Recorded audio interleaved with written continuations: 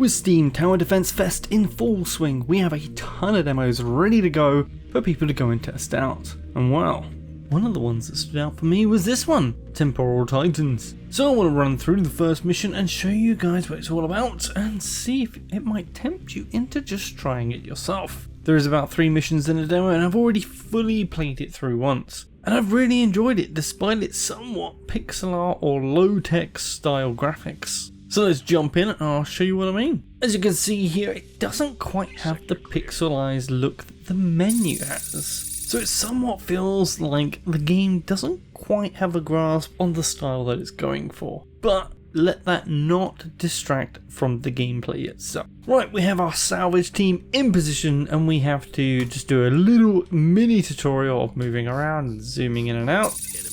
And we can get the demo rolling. Of course, being a tower defense, we have a set route the enemy can come.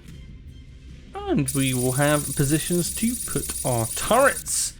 As you can see here, the turrets can go in all of these big square locations. And well, something else can go in these road locations, but you'll see that in just a moment. We need to pop our first turret down, which as you can see, gives a real-time view of its area of effect, where it can see and shoot at, and obviously you want to cover as much as possible. Here will be a good position, as will up here, especially being an elevated position. But where you can see I could put it either here or here, it feels like you would get different field of view. But say I want to put it right on the edge here to get the maximum coverage of this road area, if I pop it down, it doesn't actually go there. So some small upgrades needed there for like snapping on positions so you can get an accurate measurement of where you're actually going to be aiming for. Another big element of this game is going to be the mechs. And oh boy, are these mechs pretty damn cool. And that is what the circles are for. You can move your mechs to these locations, or you can even move them to the other locations where turrets can go if you please. But I'm going to leave this guy here. Hopefully, if I chuck a few extra turrets down, we will clear this wave without any issue. You can also have extra abilities from these units. Now this one does have a bomb ability. It's not quite open to me at this moment in time. Oh, I'm going to need to retreat, make sure I get these guys. Maybe we put in an extra turret here as well. We must not let them through. He has his rockets ready to go and is hitting with his plasma saber there. There we go. And we can see the route has now changed. We've got a completely different route that we need to account for. So there we go. So we're going to move my guy back over this way. And now he has his extra ability here. Now this particular mech is used for destroying buildings, which is pretty cool. Now, not every building will have 100%, and you can't see every building affected because it will only do the ones around you. So if I right click and we move, say, over here, let him run over here, and then we click it, as you can see, we can destroy a turret that we've already set up, or another small building, or even a slightly bigger building that would take more than one hit to fully destroy. Now, since we don't need this one or these two, we are going to run back over here and we're going to destroy this building on the corner. There we go. Now we have plenty of room to work with. We are going to pull in a lot more turrets. Let's see, and maybe upgrade this one. There we go. Since it's got the most range and can cover both areas. Now, you can completely use the camera to your advantage. You can turn it around and get a good view. But the problem here is that there's some really weird jank going along with the camera, which I'm pretty sure will be fixed by the time release comes around. If I zoom out, I can see this full area, and a pretty good amount of area actually. But if I turn this camera around to try and look from this direction, whatever it is that they've done with the camera setup, I can't look down this road. I can't go further forwards. I'm pressing W to move the camera. Nothing moves. This is the limit of what we've got sliding along this like completely impassable area for the camera. but I can completely turn it around to see what we're doing this way. So I definitely like to see these limits looked at and fixed, because I think that would be super useful for the player to be able to look at the battlefield from any particular view they want. So there we go, that is another wave in the bag, and we are back on this side now, as shown by the purple route the enemies will take. We've got our special ability recharged, so if we wanted to, we can go over here, and I can show you what happens if you attempt to take down a building with less than 100%. So you hit it once, not dead. You are going to have to hit it a second time, and this one was not quite a double building, but you can find those elsewhere in the game. But we have a building and a half, so we have these small little plots. Now, we can't build the turrets because the turrets are normally here.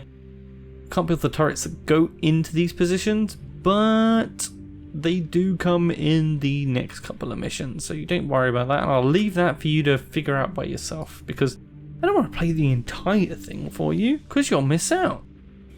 But we are going to chuck down a couple more turrets on good locations. And we're going to start this up. And we have the boss. Oh yes. This is where we will finally see one of the newer parts of this game. Well, not new parts, but more the different parts of this game. So we're going to crack on here. We're going to take out as much as we can from this opposing wave. As the guy says here, we need to do as much damage as possible to the Titan before I time walk. And you were like, well, what the hell is a time walk? Well, that is the unique factor for this game. As you can see here, we have a small timer running for how long this wave has been going. And that will be pretty important in just a moment. So we're going to keep on tackling these guys. The boss isn't taking much damage, but we are still taking out the waves. We might need to pull this guy back in a minute to get him in range of more guns. Let's pull him back. Oof, under half health here. But we'll pull him this way. The boss will then come into range of very many, but probably five different turrets now. Taking even more damage. He says he needs to time walk. Okay, so it's paused the game, it's forcing us to do this, but it will be up to you in future missions. And this is the unique part. We get to jump back to the start of this wave, before anything turned up, before we placed any turrets. And we get to redo this part of the mission. So the boss has already been damaged. This is Goblin. We get to figure out what we're going to do, but for the amount of time that we were in that wave, we get the second mech.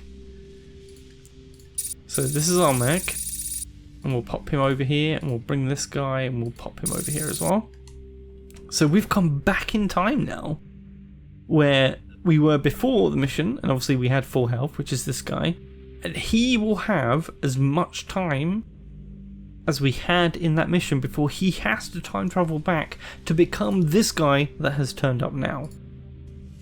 And you think that's bad? Wait till you get multiple mechs and you start coming, like, you come back with one mech and then you can come back with another. Yeah, it gets pretty complicated, but super cool. And because the bosses are these weird temporal creatures as well, any damage you've done to the boss, well, that stays.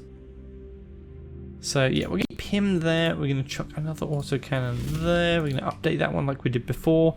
We're going to begin this wave. And as you can see, the timer starts counting down. So we had about 75, 76 seconds in the previous wave. If we can just see here, the damage has already been done to this boss. But now there's two of us. So you get double the missiles, double the melee attacks. And you can really make a difference in your run. And hopefully we can take this boss down before he gets to the main area. And that means we win. But yeah, having two to do this is going to be pretty tricky. In fact, I should probably move him and then move... oh, bugger. Yeah, I need to move these for sure. Oh! nearly got me. Really should have put this guy in the road first, because yeah, having him take all the hits is definitely the better option. Let's move him to here. He can keep firing his missiles. We got to keep an eye on this time. Now we are hitting this boss real hard. He's nearly down, but we are about to disappear. So I'm going to run him here. Hopefully he can run past. Not get hit. There we go. Boom. He has now gone back in time. Oh, just as the boss dies. And here we go. Keep going. Missiles keep coming forward. We just need to finish off this wave and then bam, we win. So I could probably just move him up.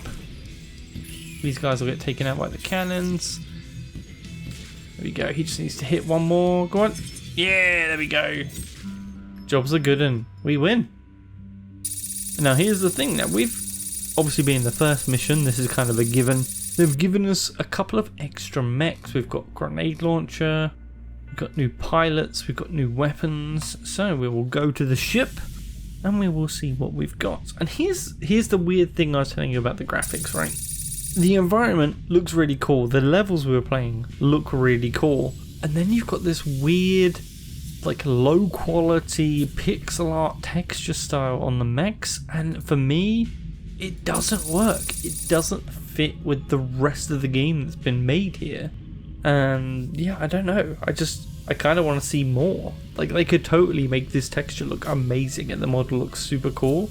And they've gone for this low quality style which doesn't fit everything else that we're seeing. But the gameplay itself is spot on. Absolutely spot on.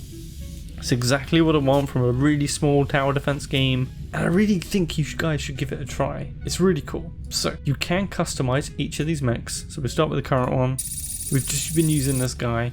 He's got an uncommon pilot. We've got standard, common, uncommon, rares. There's maybe epic or elite later on. Who knows? But for now, we've got these 3 quality settings.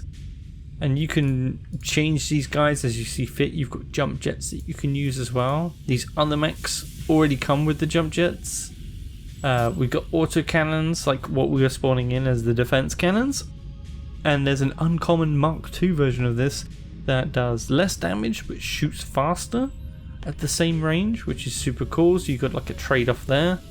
You've got burst rifle that you can put on, and you can completely go for a double burst rifle or a double autocannon build. Completely up to you. Same with this Buccaneer version. We've got the jets again, much better pilot, although no stats on the pilot as opposed to the weapons. You don't really get pilot stats. I'd really like to see the difference a rare pilot makes over an uncommon or common pilot. Really want to see that, because otherwise what is the point? But yeah, this one's double rocket pods and the jump jets. You could switch that for armor if you wished. And then if you want to deploy the next mission, you can say, hey, I want this guy, and you deploy and you get going. But I'm going to leave that mission for you guys. But I really wanted to highlight this because it really seems like a fun game. It really reminds me of a game by the developers of FTL. They came out with a game called Into the Breach. It was kind of a tactics style game. Very similar look and feel to it. But yeah, I really enjoy this. Give it a go. It's in the demo. It's free to play. It's out now. So have a look and let me know in the comments how you found it. And with that, I hope you enjoyed, and I will definitely see you in the next one. Until then, Kenator, out.